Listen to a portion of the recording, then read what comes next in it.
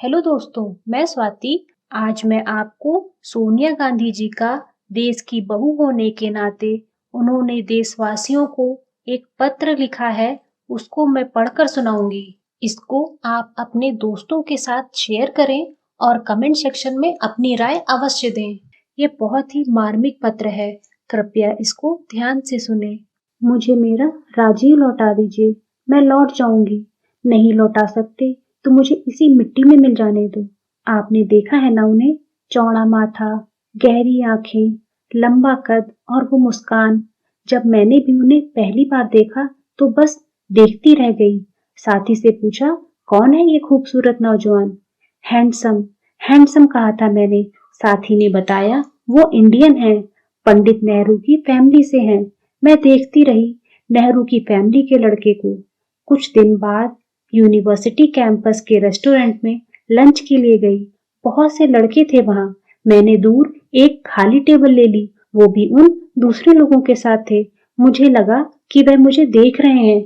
नजरें उठाई तो वो सचमुच मुझे ही देख रहे थे। क्षण भर को नजरें मिली और दोनों सकपका गए। निगाहें हटा ली मगर दिल जोरों से धड़कता रहा। अगले दिन जब लंच के लिए वहीं गई तो वो आज भी मौजूद थे। वो पहली नजर का प्यार था। वो दिन खुशनुमा थे, वो स्वर्ग था। हम साथ घूमते, नदियों के किनारे, कार में दूर ड्राइव के लिए निकलते, हाथों में हाथ लिए सड़कों पर घूमना, फिल्में देखना। मुझे याद नहीं हमने एक दूसरे को प्रपोज भी किया हो। जरूरत नहीं थी, सब नेचुरल था। हम एक दूसरे के लिए बने थे। हमें साथ रहना था हमेशा। उनकी माँ प्रधानमंत्री बन गई थी। जब इंग्लैंड आई तो राजीव ने मिलाया। हमने शादी की इजाजत मांगी। उन्होंने भारत आने को कहा। भारत, ये दुनिया के जिस किसी भी कोने में हो, राजीव के साथ कहीं भी रह सकती थी। तो आ गई। गुलाबी साड़ी खादी की, जिसे नेहरू जी ने बुना था, जिसे इंदिरा जी ने अपनी शादी में पहना था, उसे पहनकर इस परिवार की हो गई। मेरी मांग में रंग भरा, सिंदूर कहते हैं उसे। मैं राजीव की हुई, राजीव मेरे, और मैं यहीं की हो गई। दिन पंख लगाकर उड़ गए। राजीव के भाई नहीं रहे। इंदिरा जी को सहारा चाहिए था। राजीव राजनीति में जाने लगे। मुझे नहीं था पसंद, मना किया, हर कोशिश की, मगर आप हिंदुस्तानी लोग माँ के सामने पत्नी की कहाँ सुनते हैं। वो गए और जब गए तो बट गए। उनमें मेरा हिस्सा घट गया। फिर एक दिन इंदिरा जी बाहर निकली तो गोलियों की आवाज आई। दौड़कर देखा तो खून से लथपथ। आप लोगों ने छलनी कर दिया था। उन्हें उठाया, अस्पताल दौड़ी। उन खून से मेरे कपड़े भीगते रहे, मेरी बाहों में दम तोड़ा। आपने कभी इतने करीब से मौत देखी है? उस दिन मेरे घर के एक नहीं 2 सदस्य घट गए। राजीव पूरी तरह तेज के हो गए। मैंने सहा, हंसा, साथ निभाया। जो मेरा था, सिर्फ मेरा, उसे देश से बांटा और क्या मिला? एक दिन उनकी भी लाश लौटी, कपड़े से ढका चेहरा। एक हंसते गुलाबी चेहरे को लोथड़ा बनाकर लौटा दिया आप सबने। उनका आखिरी चेहरा मैं भूल जाना चाहती हूँ।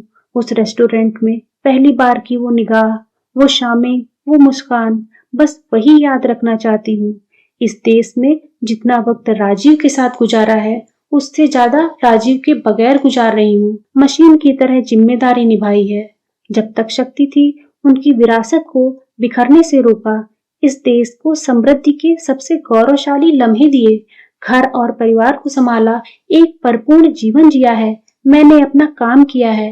राजीव को जो वचन नहीं दिए, उनका भी निबाह मैंने किया है। सरकारें आती जाती हैं। आपको लगता है अब इन हार जीत का मुझ पर फर्क पड़ता है? आपकी गालियां, विदेशी होने की तोहमत, बार बाला, जर्सी गाय, विधवा, स्मगलर, जासूस, इनका मुझे दुख होता है। किसी टीवी चैनल पर दी जा रही गालियों का दुख होता है। ट्विटर और फेसबुक पर अनर्गल ट्रेंड का दुख होता है।